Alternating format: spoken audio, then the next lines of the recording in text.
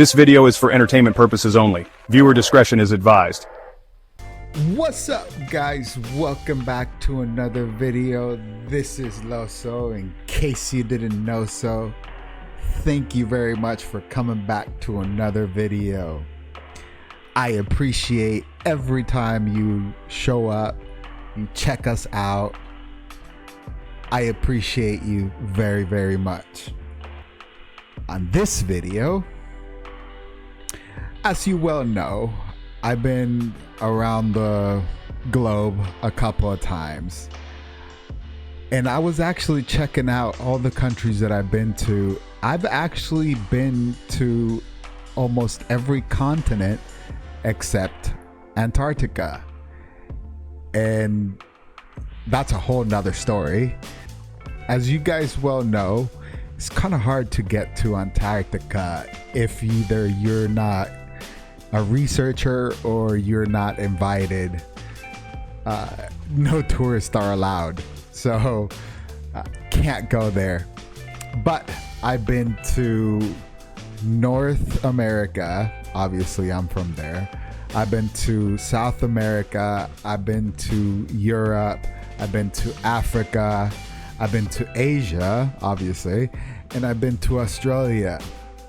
So on this video, we're gonna be checking out the top foods from every continent, because I've tasted some really, really good food, and I've tasted some food that looks good but tastes awful. You might not like it, you might, you never know. But make sure you comment down below what food you actually like from all the ones that we're gonna check out, which food you actually want me to review as well and to react to. And also, do me a favor, hit that notification bell so you can be notified whenever we actually drop videos. I'm gonna be actually dropping the videos from now on every Wednesday, so stay tuned for next week's episode, and make sure to like, comment, subscribe, and yes, hit that notification bell so you can be notified every time we drop the video. So let's start by my home continent, North America. Now, it was really, really hard because there's really good food in North America and Latin America as well, which, as you well know, North America, there's a lot of Latin countries. So I had a hard time. I mean, okay, so let's put it this way. From Canada, we have poutine, which I love poutine. Then from Latin America, we have tacos. I mean, tacos is everywhere in Latin America, in Mexico, in Guatemala, in El Salvador, in Panama, and Costa Rica. There's tacos everywhere. And then there's the US. We have hamburgers. So I had to choose out of those three, and not because I'm biased, but it's because everybody around the world has eaten at least one of them. So let's start with North America with hamburgers. So let's check out not only hamburgers, but where actually hamburgers were born. If you guys didn't know, they were born in a little town called New Haven. And if you're like me, a fan of the Gilmore Girls, you would know where New Haven is. Connecticut, obviously. That's where Rory went to university, Yale. Yeah, I'm actually watching the Gilmore Girls or rewatching the Gilmore Girls. So let's go to Lou's Lunch, where the hamburger was born. Holla at your boy. Let's check it. Whoa, whoa. Here I come. Oh, here I come. Oh. Ladies and gentlemen, Louis' Lunch, where the burger was born in the early 1900s.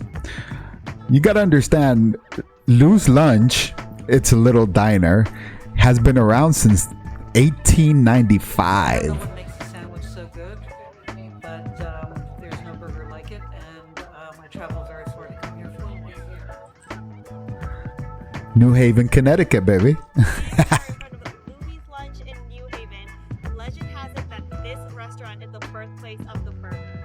I cannot wait to see how it tastes and how it compares to the classic modern burger that I'm used to having. Yeah, check it out, dude. They're actually made with sandwich bread or white bread. My great-grandfather was serving steak dinners at the time, and a customer came in a great rush and said, "I need this to go, what can you do for me?" And my great-grandfather thought about it, how can I expedite this? He said, if I run it between the chopper, grind it up, cook it, put it between 2 slices of bread, I can send him on his way. That's all it took. There we are. We're also Here we are. the Library of Congress for having made the first hamburger sandwich in the United States. The Library of Congress. They have the way they do it, and it works. It's like you said, real simple. And no ketchup. Every morning, the patties are freshly ground with a special blend of beef.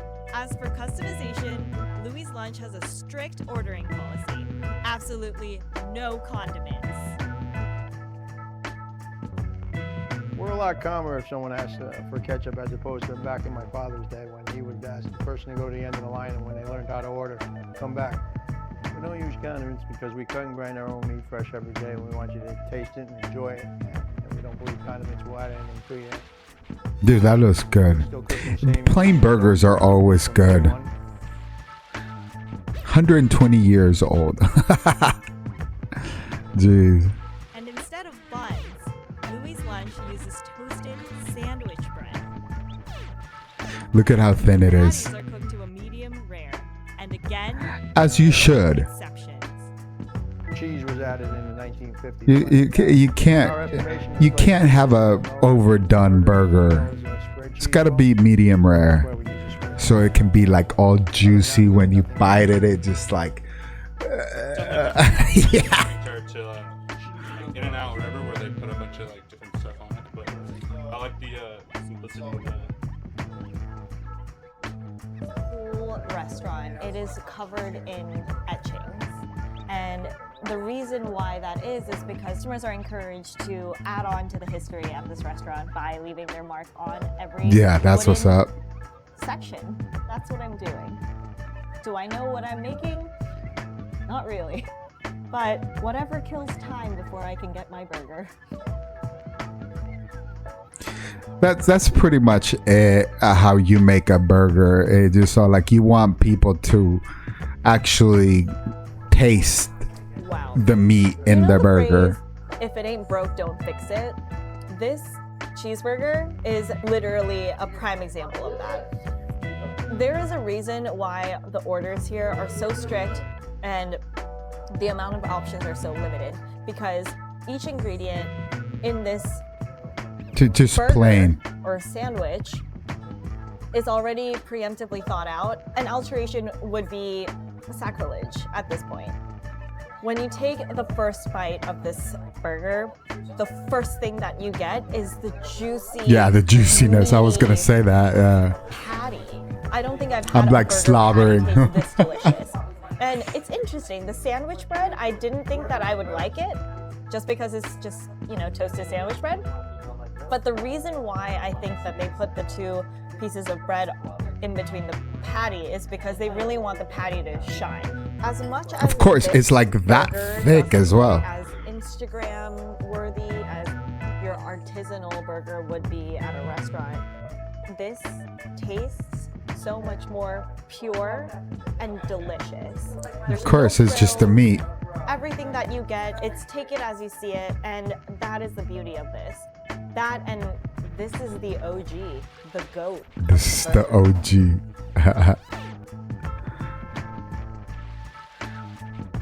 So guys, what do you think of Louis' lunch? I mean, they're in the Congress Library as the first place, the birth of a burger, pretty much. And as you well know, a hamburger is a sandwich. So should be made with sandwich bread. Which, I mean, I've tasted burgers from like almost everywhere. I mean, I've had burgers obviously in the US. I've had burgers in Toronto. I've had burgers in Mexico. I've had burgers in Costa Rica, in Panama, in Colombia. I've had burgers in Barcelona. I've had burgers in Porto, in Portugal. I had burgers in France. I've had burgers here in the Philippines. I've had burgers in Hong Kong. I've had burgers in Japan. So I've had burgers pretty much everywhere, including Australia, which Australia is pretty good. I've also, like, one of my favorite outside of the US is this place underneath a bridge in Berlin called Burgermeister. Oh my God. And I actually, when I was there, last time I was there, when I was actually eating a hamburger, I was actually talking about Arizona State University. And a little guy, I think he was Indian, I don't know, but he's all like, yo, did you go to Arizona State? And I'm all like, yeah. Did you go to Arizona State? He's all like, hell yeah, I'm a Sun Devil. It's just all like, wow. Even in Berlin, there's Arizona State Sun Devils. So go Sun Devils. Anyway, I digress. Let's continue on. So now we go to South America, which in South America, I've been all over the place. I've been in Peru, I've been in Colombia, I've been in Venezuela, I've been in Brazil, in Argentina, in Chile, in Paraguay, Uruguay. But, and this is really, really hard because I have to minimize it to one food that describes South America, and I have to go through. I mean, you gotta understand. There's arepas everywhere there, which arepas are delicious. If you guys haven't had them, they're like pretty much like thick tortillas, like this big, like thick ones like that, stuffed with like different types of, oh my God, deliciousness. And then you have asado, which is pretty much barbecue, which is, you have barbecues in asaderos in Brazil, in Argentina, in Chile. But I had to make it that somewhere that everybody eats and it's well renowned and that everybody loves, including me, which is Peruvian ceviche.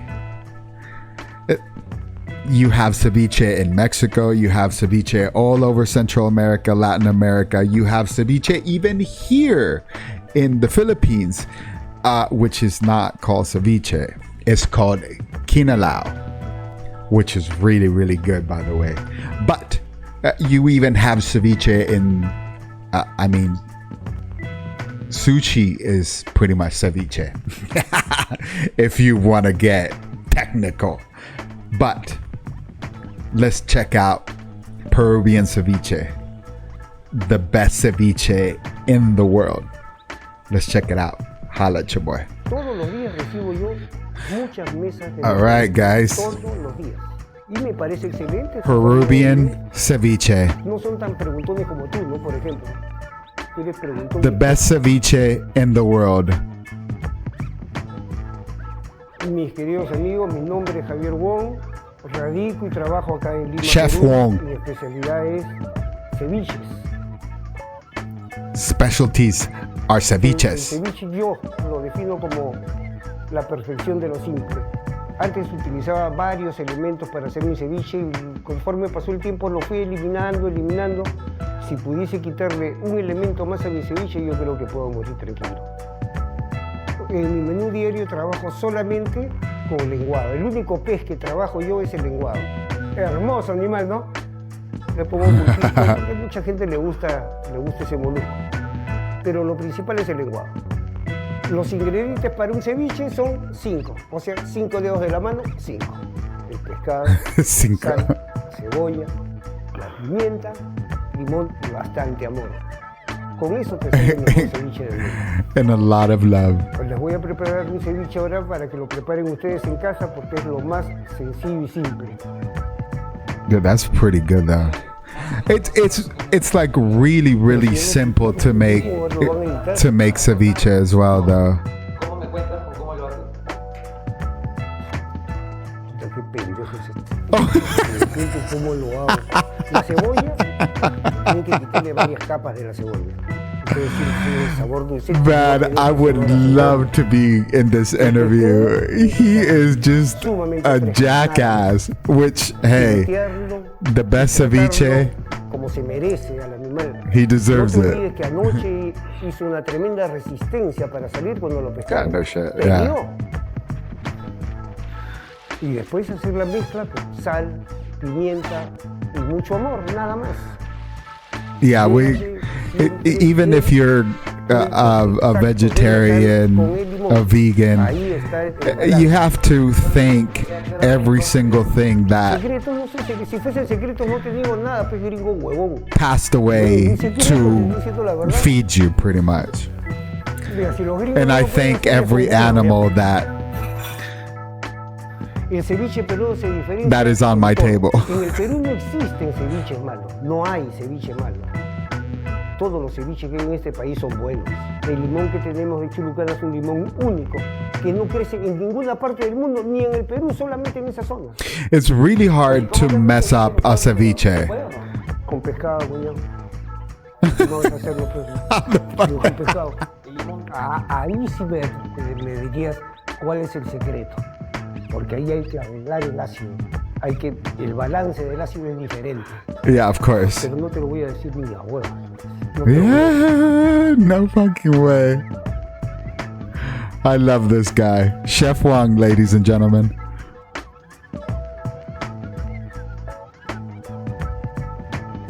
Guys, that was Chef Wong from Lima, Peru, making the best ceviche in the world.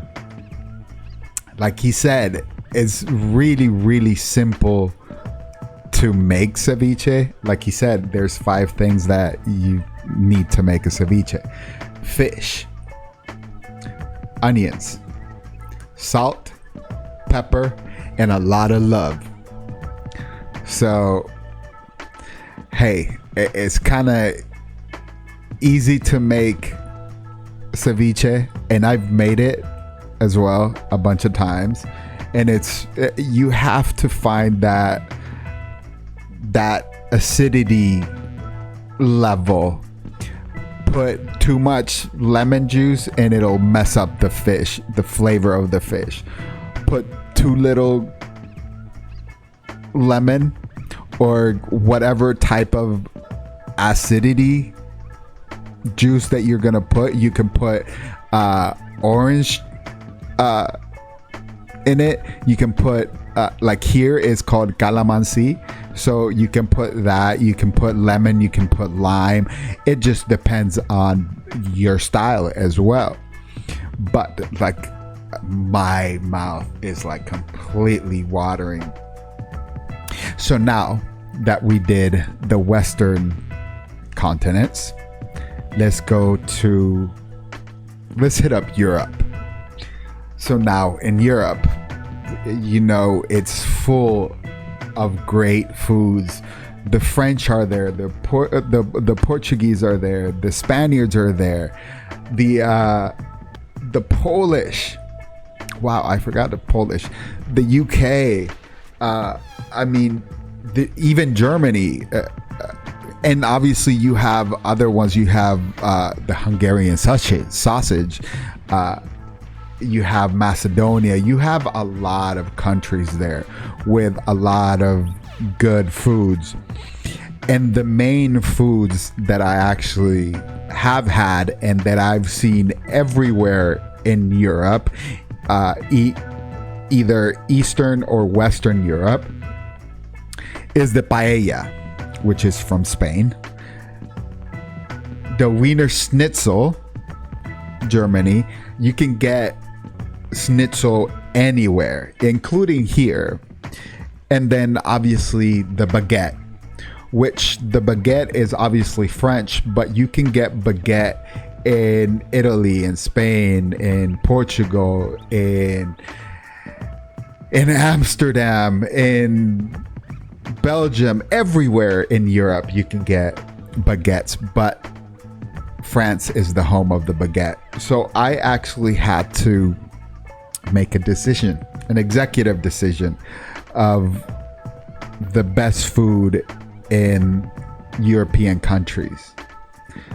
And what I've decided, I mean, you guys can comment down below if I'm wrong, or if you guys decide on another one, you can tell me down below, is paella, which paella is made or came from Valencia. So let's check out the original Paella Valenciana. Holla at your boy. Let's check it. All right, ladies and gentlemen, Paella Valenciana, the original paella with Tony Montolio. Bueno, ahora vamos a echar el aceite de oliva. He's one of the originators of, la sal. well, one that still makes the original Paella Valenciana. Tony's actually well known all over Europe. He's been in the news, in shows, showing people how to make Paella Valenciana. Y ahora le echaremos lo que es las judías verdes, tomate de pruna. Ahora vamos a echarle el pimentón dulce. Y ahora le echaremos el agua con el azafrán. Vamos a echar el garrofón, ¿vale? Saffron water. Este es una semilla autóctona. Saffron is really expensive as well, anywhere in the world that you are. También le echaremos lo que es los caracoles, ya toda el agua que le hace falta, hasta llegar a los clavos. A nivelar la paella para que esté exactamente. So it's got to be leveled so it doesn't burn. You got to understand, the rice in paella is not burnt. It's crispy. Because once it actually burns, it's no good. So you have to actually find that level. So that's why he's gotta level it.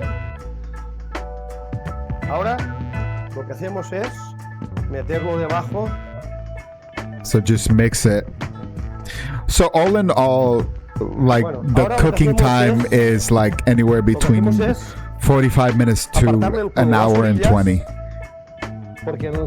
See, yeah. So he's gotta level out the fire. Tenemos lo que es el resultado final de lo que es una auténtica paella valenciana. Yeah, see. Como en este caso del campo a la mesa, y sacando el máximo sabor y gusto para poderla disfrutar. And listen, I've lived in Spain for quite some time, and I went all over Spain. I've been all over Europe pretty much. But in Spain, I've been to Madrid, I've been to Valencia, I've been to the Gold Coast, I've been to Barcelona, I've been to all the way up north to San Sebastian. So, and everywhere they have either pinchos, which is just like a snack while you drink, and paella everywhere. And the best one that I've had and where it originated is in Valencia. And if you are capable and have friends in Valencia that, like him, has a farm, everything he cooks in the paella comes from his farm. The rabbit, the duck, the chicken, the chickpeas, including the rice, the tomato, everything is cultivated or grown on his farm since a long time ago. So he is one of the ones that keeps paella, the original paella recipe, going.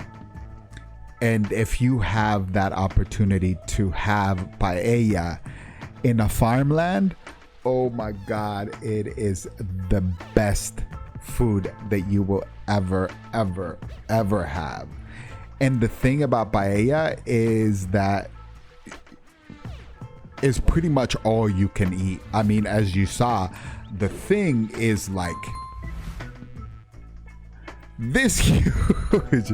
It's like that huge. So I mean, that's the best part also about Spanish people, that it just all like when it's time for lunch or dinner, it's just all like, even if you're from the street and you don't know where you're going, it just all like, yo, excuse me, where is this place? Oh, it's very far. Do you want to eat before you go? It's just all like, oh, okay, yeah, hell yeah. And that's how it is over there. But they do take a lot of siestas as well. But again, I digress. And you can also comment down below what type of paella you've actually had, if you had paella, or what type of other food you would like me to react to that I didn't mention in the European continent. So now we go down south.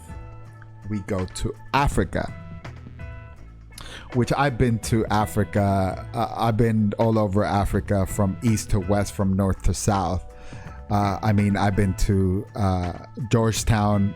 I've been to Cape Town in South Africa.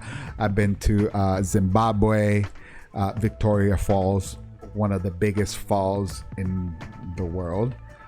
I've been to Tanzania. I've been to Ghana. I've been to Tangiers. I've been to Morocco. And I've been to Kenya. I've been to Nigeria. I've been to Lagos, not Lagos, Lagos, Nigeria, which they have really, really good food. Where I've been to Africa with one of my friends on MBA Without Borders, and we traveled all over Africa and helping people as well. We've been to little towns, we've been to villages, we slept on the ground, we slept on dirt pretty much. we walked 5 kilometers to get water just to bathe. So we've done a lot of things there in Africa. I mean, even Egypt, I've been there to the Red Sea to dive. And I've tried a lot of their type of foods. For example, I've tried Chapati, which is pretty good. And then also aloko or diseyana. Yes, diseyana, which is the same, almost the same as aloko, which, if you didn't know, is bananas or plantains, which Africa, if you didn't know, produces a lot of bananas.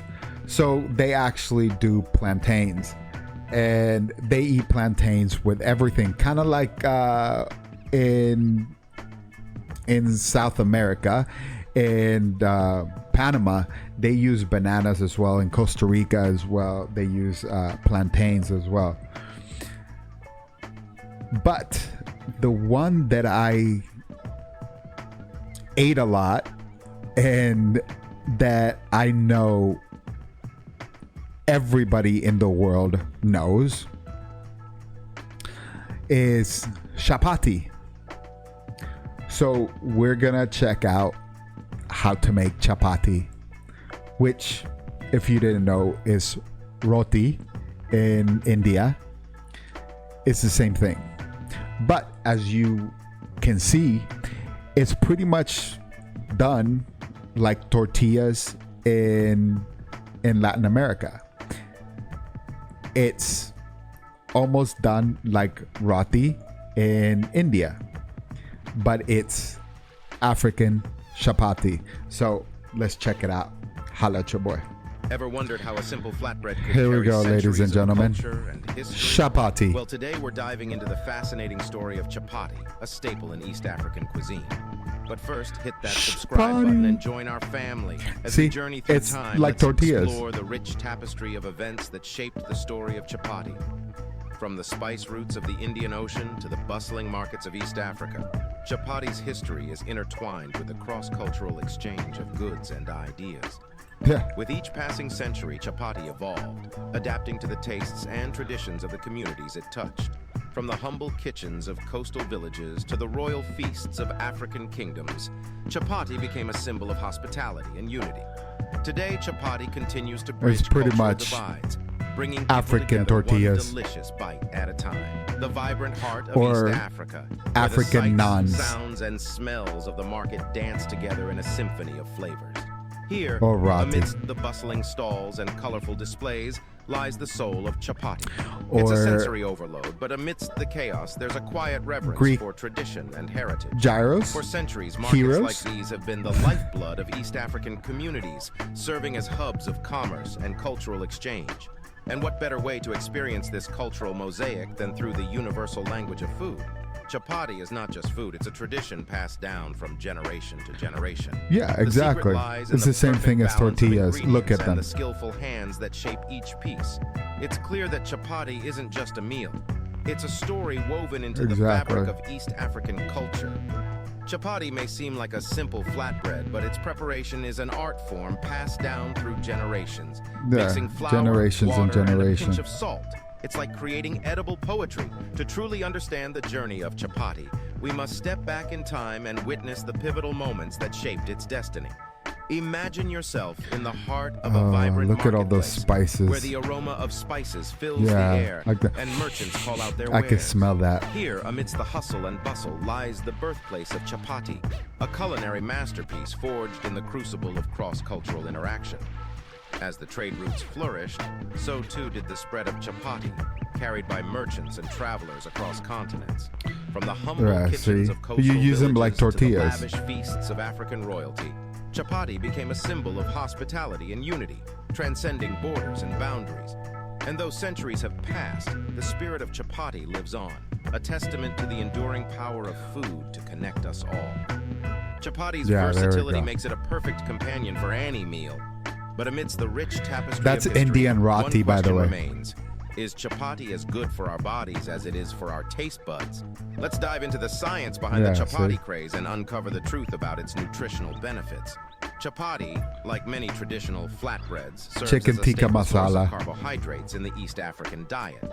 However, its nutritional value depends on factors such as ingredients and portion size. how you make it. So, while chapati may provide a quick energy boost, it's important to balance it with other nutrients for a well-rounded diet.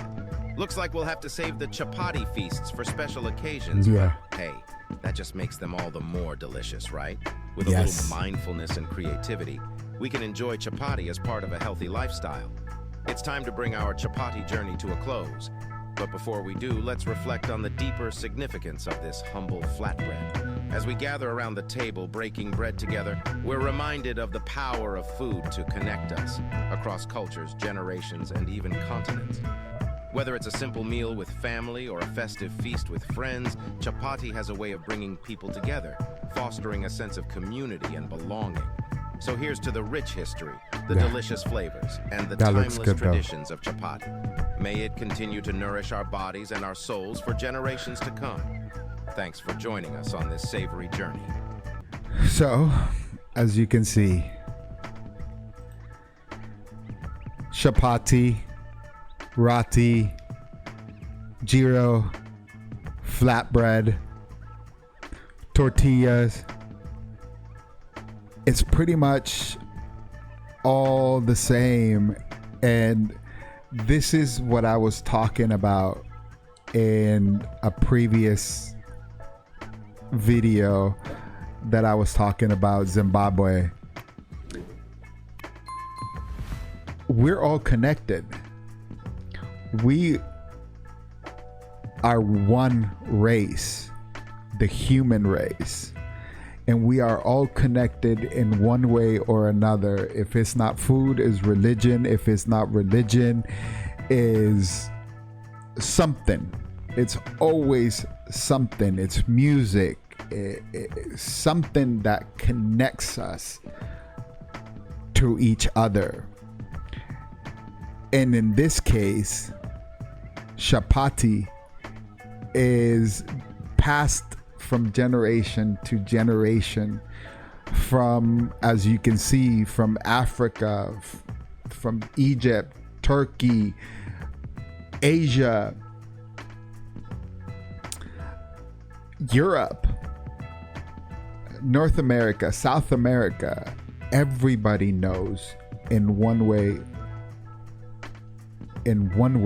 or another, we're all connected. So peace and love, everybody. But I digress. But this is why you're here, for my reactions, and that is my food reaction about chapati, naan, roti, flatbread, gyro, tortillas. That's my opinion. That's my reaction. So now we go across the border to the Asian continent, which there's a lot of food. Like, I was doing my research, and holy but Jesus, there is a lot of food. There is a lot of people. I mean, you have over a billion, 1.5 billion on each China and India. So you can't be wrong. But I was doing all the research, and I found out that the most eaten food in Asia is dim sum, curry, sushi, and ramen. But what is eaten more around the world as well? And what I actually found out is it's not curry, and it's not dim sum, it's not Indian, and it's not Chinese. It's not even sushi. Now it's ramen. So we're gonna check out the best ramen. Holla at your boy. What's your best ramen? Tell me your story. Comment down below what type of ramen. Korean, Japanese, Chinese, Filipino. What type of ramen? Even pho or pho, if you're Vietnamese, pho is ramen as well. It just depends on what type of noodle you use. So holla at your boy. Let's check out top ramen in the world. Holla at your boy. Ladies and gentlemen, Ichiran Ramen. Spicy as possible without having to pay extra because it's cheap. And I love firm noodles. And you come to this vending machine, and I guess you put in your order. I'm gonna go for this set meal. I take it. We're gonna speed it up because there's a lot of this. I give it to them. I just put it there, and I think that's water. Still hungry? Of course. I can order extra noodles here. And extra So obviously, Ichiran is like McDonald's. It's not a fat food, but it's a chain. That's my ramen 10 times the spice. This is a work of art. Sorry, I had to stir. And it's either yeah, I'm definitely gonna need extra noodles. Ippudo or Ichiran ramen. So, what type do you like? And the most famous one is Ichiran Ramen. And despite the hellfire, I can still taste how incredibly rich and porky this broth is. It is absolutely loaded with flavors. Try my firm noodles. Oh, that's incredible. Nothing I've ever had in the US can even come close to this. Like I asked for, the noodles are very firm. They're able to grab the soup so well. You can absolutely taste how fresh these noodles are. Oh, dude, that looks so good. I had when I first got to Tokyo. That ramen was a lot chewier, but I love them noodles because they're able to absorb so much more of the broth. I can't really compare this and the dip ramen from before. This is by best, not even close. The best regular bowl ramen noodles I've ever. I'll take my last night in Osaka and I had to come back here. Gotta get another bowl of this before I leave. This time, let's do also strong flavor. So he's back in Ichiran. Garlic, still love garlic. I want the green onions, of course. I did 10 last time. I really want to do 10 again. I really like the spicy flavor. And let's do extra firm this time. I think this is the wall of fame. I mean, I don't know who this is, but this guy got all regular. Don't approve. Half spice mine. I'm gonna go with this set menu, and then I want egg. By the way, in case I forgot to mention it, this whole building is ramen. That's why on the two locations of this place, the whole build. This place on the line is really quick because there's so much heat. The magic ramen window we need again. I'm glad my last dinner in Japan is gonna be this. It's just perfect. It's just perfect. There's my privacy. Along at last. I've been planning for you for so long. Let's see if we can make this ramen masterpiece even better. A little more porkiness on top. Perfect. First thing I want to do, what I didn't do last time, was try some of the broth without all the spice. There's something they're putting into this ramen broth. I think it's either magic or pure love because I just get this warm feeling in my soul. Yeah, extra sodium. Delicious noodle. This will be the perfect thing to have, especially if it's cold outside where there's like a huge winter storm. Because really, this doesn't just warm no doubt.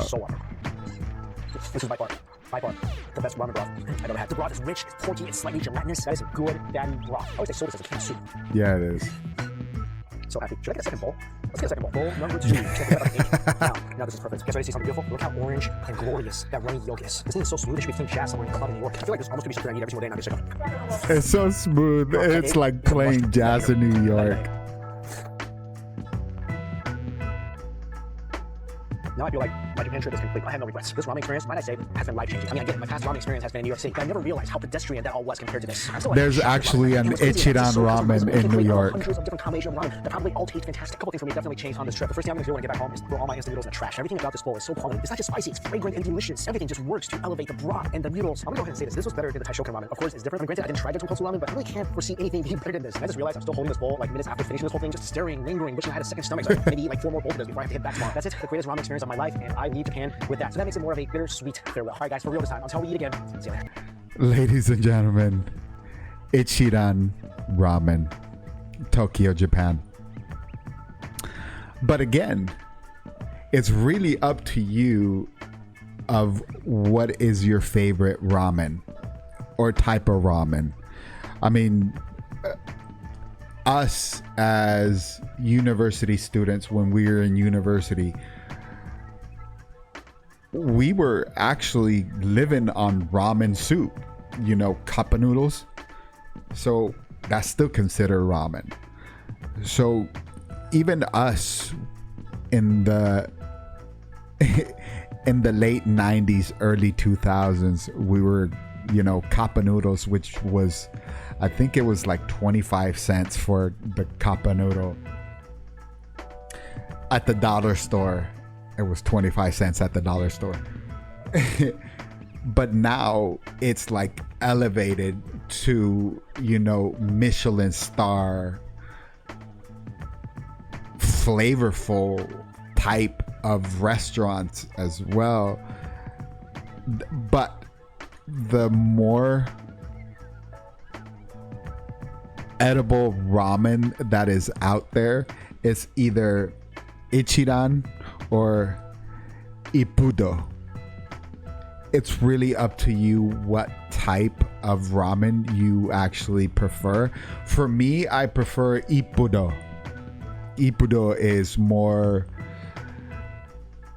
not personalized, but it's more calming and soothing than Ichiran. Ichiran is more of, you know, like salty, like he said, it's just like it's more thick broth than Ippudo. Ippudo is more like soy based soup broth.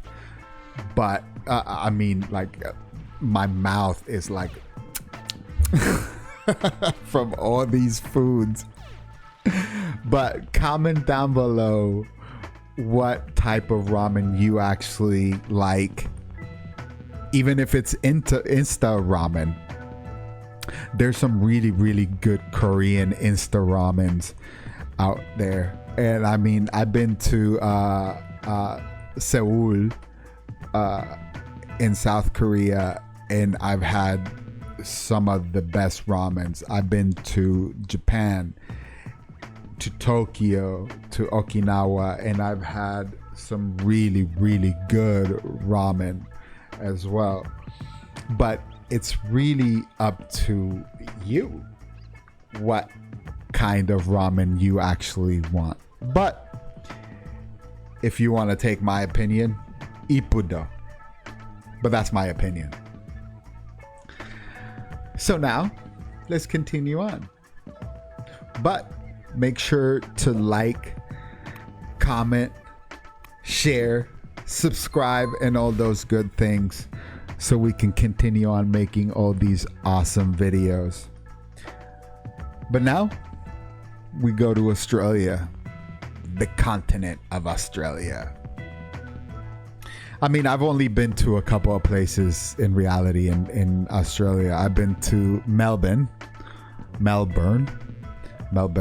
Australia.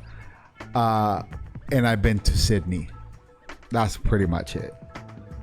I mean, I've been to, you know, the Gold Coast as well. But just for, you know, just a quick little trip. And there's a lot of food that is pretty much compared to either the UK, they have fish and chips, or the US, they have a lot of barbecues. But what is a national dish and what everybody knows Australia and people outside of Australia have eaten it, including myself, is Vegemite, which I don't recommend eating it sober. But I also recommend eating it with toast and a lot of butter, by the way, and meat pie. So what is the best dish in the world from the Australian continent? Meat pie. So let's check out Australian meat pie. Holla at your boy.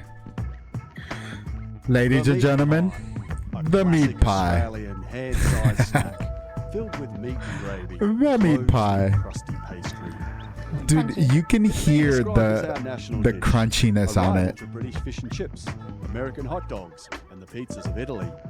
But who makes the best pies in Australia? Who And does make decides the which best pie pies? Takes out the title. Yeah, boy. Every year, bakers across the country compete for the honour of being awarded Australia's best pie. Australia's Serious best business. pie. It's not just about the feeling. Best pie. Pastry plays a big part And the of Australian pie is made by a 100% foreigner. right to make the best pie and be a champion. Now just gonna egg wash it to give it a nice. I mean, what'd you glossy expect?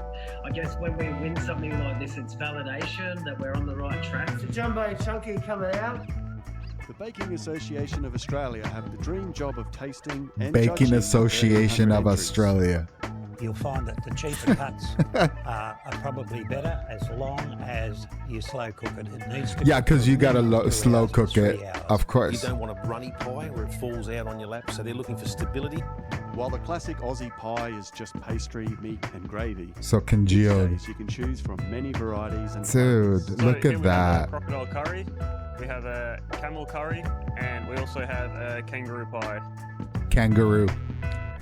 Another It's nice. another national dish. Everyone curious what we use in a meat pie to make the best meat pie. So that's how we choose our best quality meat. And also the spice that we use in our pan pie is something that has to be well balanced. So the well balanced gives you the best taste for the best pie.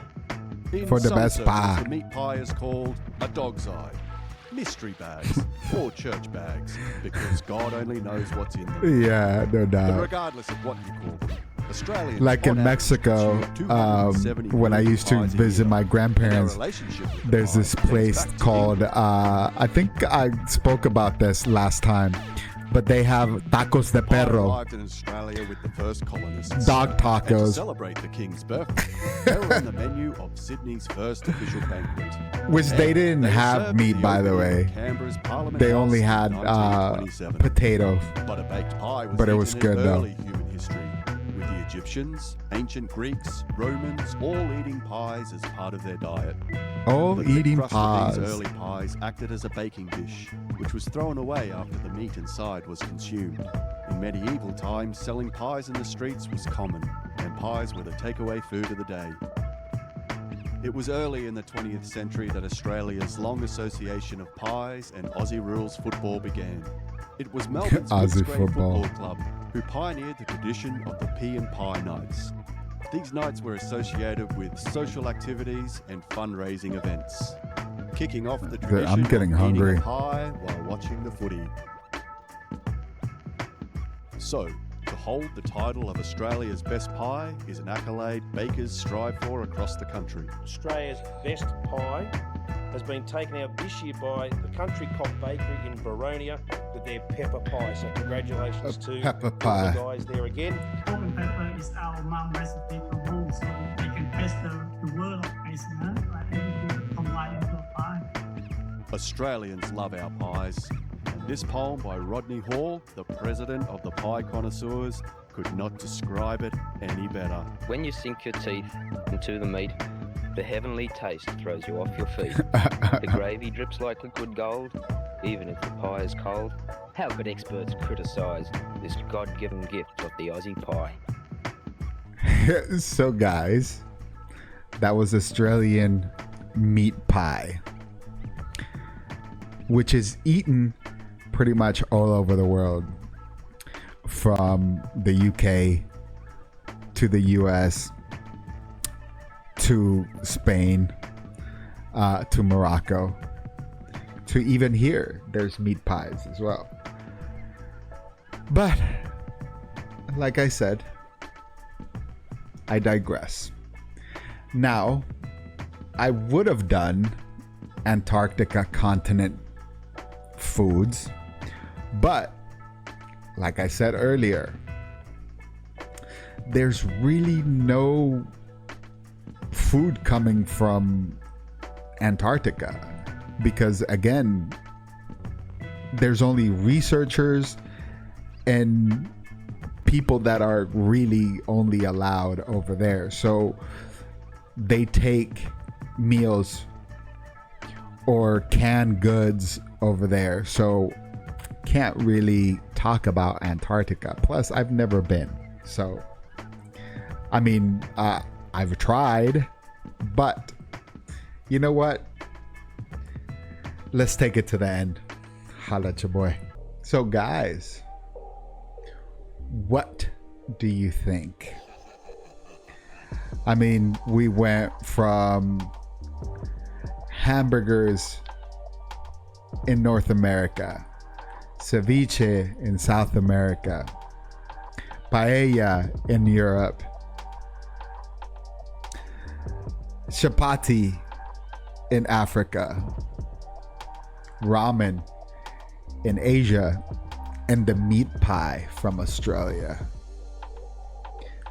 So comment down below what food from what continent you actually like or would like to taste, or you have tasted. And am I missing a food? Comment down below. Make sure to like, share, subscribe, because I've actually been looking at the analytics, and 75% of you guys are watching the videos, which I appreciate. Yes, thank you very much. Keep on watching the videos. But also, it would help us so much if you actually subscribe and make sure to hit that notification bell, that ding ding ding bell, so you can actually get notified whenever we drop these videos. So please comment down below what other videos you actually want me to react to, and we can check them out. We can cry, we can laugh, we can be hungry, we can be scared. So again, holla at your boy. Peace. Yeah.